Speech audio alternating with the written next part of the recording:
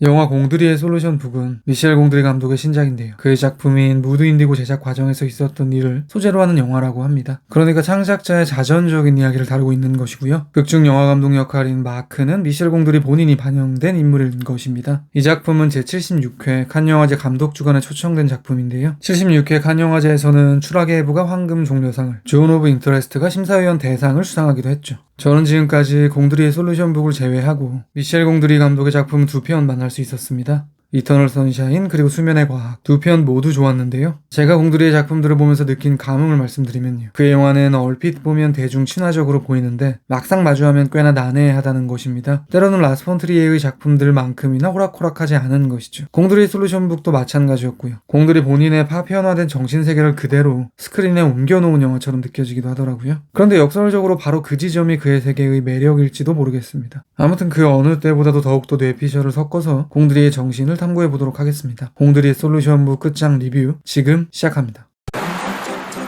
Chantez quelque chose, ça sera plus naturel. Chantez. Voilà, c'est comme ça qu'on fait des films. Et merde, encore une phrase prétentieuse.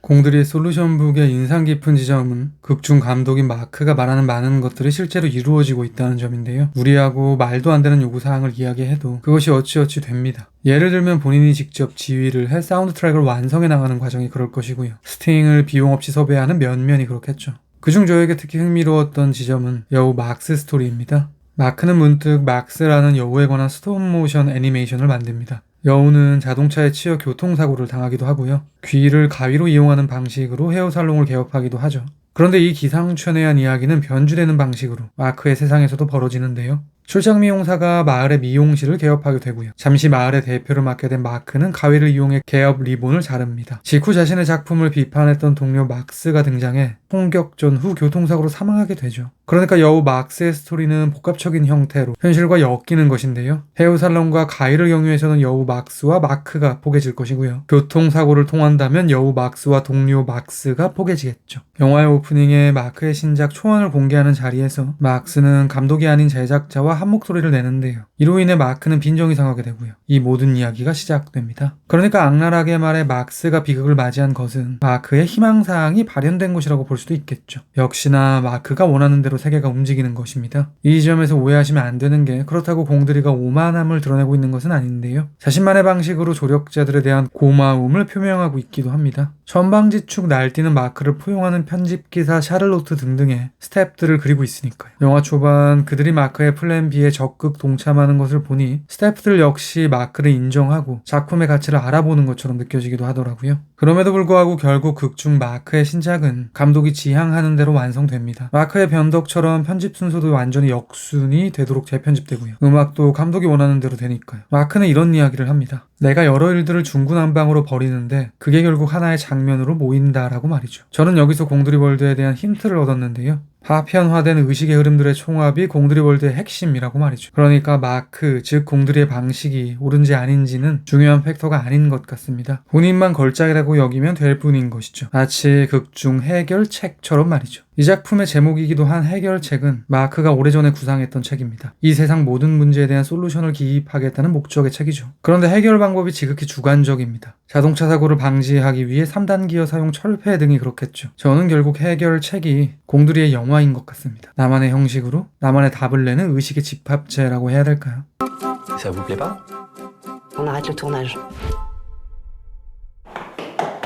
Plan B. Oui, plan B. On va finir le montage chez la tante de Marc.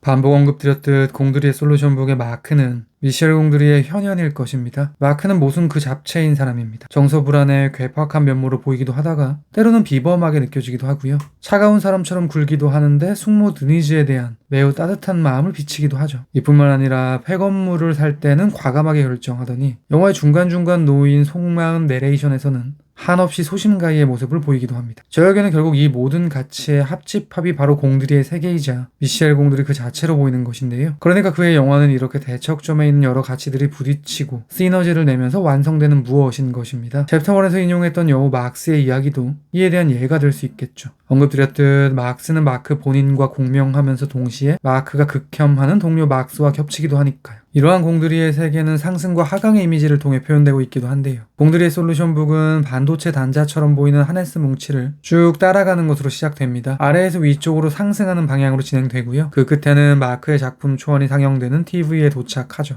TV 속 영화에서는 폭우가 쏟아지며 하강의 이미지가 등장하는데요. 이 장면을 본 뒤 제작자는 투자 철회의 발언을 합니다. 그러니까 도식화를 해본다면 상승은 영화에 도착하는 것이니 세계의 긍정일 것이고요. 하강은 그 영화가 인정받지 못하는 것이니 세계의 부정이라고 할 수도 있겠죠. 즉 공들이의 세계는 상승과 하강이 공존하는 곳인 것입니다. 영화에서는 상승과 하강이 반복되어 나타나는데요. 마크가 슬픔에 잠겨 홀로 냇가 언덕에서 눈물을 보일 때는 비가 내리고 있었고요. 좀 괴랄한 예시이긴 하지만 그가 녹음실 컨디션 체크를 하러 갔을 때 녹음실 주인의 발견된 페니스가 바지 밖으로 상승하는 방식으로 삐져나오기도 했습니다. 마크는 그 녹음실을 상당히 만족스러워한다는 사실과 상승의 이미지는 공명하겠죠. 또한 폭우가 쏟아지던 어느 날 마크는 지붕에 나뭇가지가 떨어지면 안 된다며 나무에 올라가 가지를 자르기 위해 고군분투하는데요. 저에게는 상승과 하강이 충돌하는 것처럼 보이기도 하더라고요. 결국 그는 발바닥에 진한 상처를 입게 되죠. 마지막으로 상승과 하강에 대한 두 가지 예시를 더 드리면서 리뷰를 마무리해볼까 하는데요. 영화의 끝자락 마크는 가브리엘로부터 임신을 했다는 이야기를 듣게 됩니다. 축복할 일이고 마크 역시 좋은 아빠가 될 수 있다는 듯 이야기를 하죠. 그런데 그의 표정이 건조합니다. 물론 마크는 원래 시니컬한 사람이기에 그럴 수도 있겠지만 이 순간 비가 쏟아지는 것을 보니 저는 그의 심연이 궁금해지더라고요. 그는 정말 행복한 것일까? 다음은 영화의 엔딩인데요. 우여곡절 끝에 완성된 그의 영화는 영화제에서 상영됩니다. 그는 단상에 올라 자신의 작품에 대한 소개를 하죠. 그런데 상영 종료 후에는 앉은 좌석에 구멍을 뚫고 하강하는 방식으로 사라집니다. 마치 자신의 영화에 등장하는 거대 쥐가 파먹은 것처럼 말이죠. 왜 영화의 완성이 상승이 아닌 하강일까? 마크는 영화 내내 편집본을 보지 못합니다. 심지어 불안 증세를 보이며 밖으로 뛰쳐나가기도 하죠. 본인에 따르면 첫 관람에 대한 큰 의미를 부여하는 것처럼 보이기도 하는데요. 솔직히 저도 까닭을 잘 모르겠습니다. 다만 공들이에게 자신이 만든 영화는 상승을 하게 하는 자부심의 세계이면서 동시에 하강하게 만드는 민망함의 세계는 아닐까 싶기도 하더라고요. 공들이 솔루션북에 대한 제 별점은 별 3개 반이고요. 한 줄 평은 다음과 같습니다. 파편화된 의식의 총합은 공들이 월드. 제가 100% 확답을 드리지는 못하겠지만